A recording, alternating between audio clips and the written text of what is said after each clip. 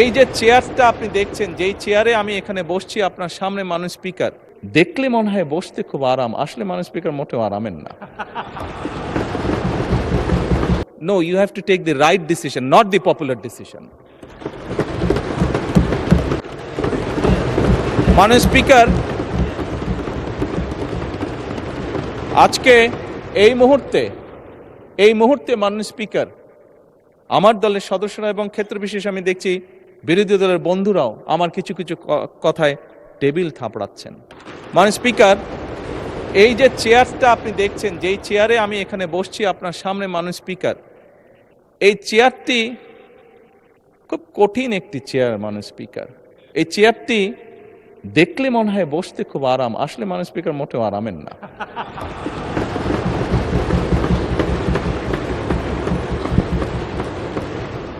এই চেয়ারটিতে বসলে মাননীয় স্পিকার প্রতি মুহূর্তে মনে হয় যে আগুনে তপ্ত হিট আসছে। মাননীয় স্পিকার, হাসার কিছু নেই, আমি যা ফিল করি আমি আপনাদেরকে তাই বলছি।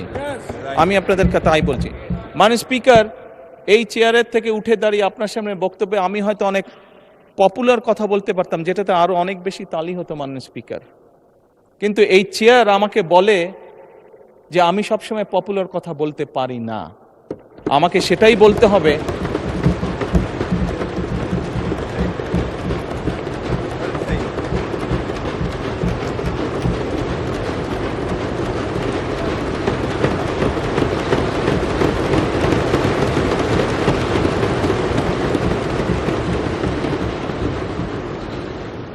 মাননীয় স্পিকার, একজন রাজনীতিবিদ হিসাবে আমারও তো ইচ্ছা করে পপুলার কথা বলতে, যাতে জোরে জোরে তালি পায়, কিন্তু এই চেয়ার প্রতি মুহূর্তে আমাকে স্মরণ করিয়ে দেয়, no, you have to take the right decision, not the popular decision.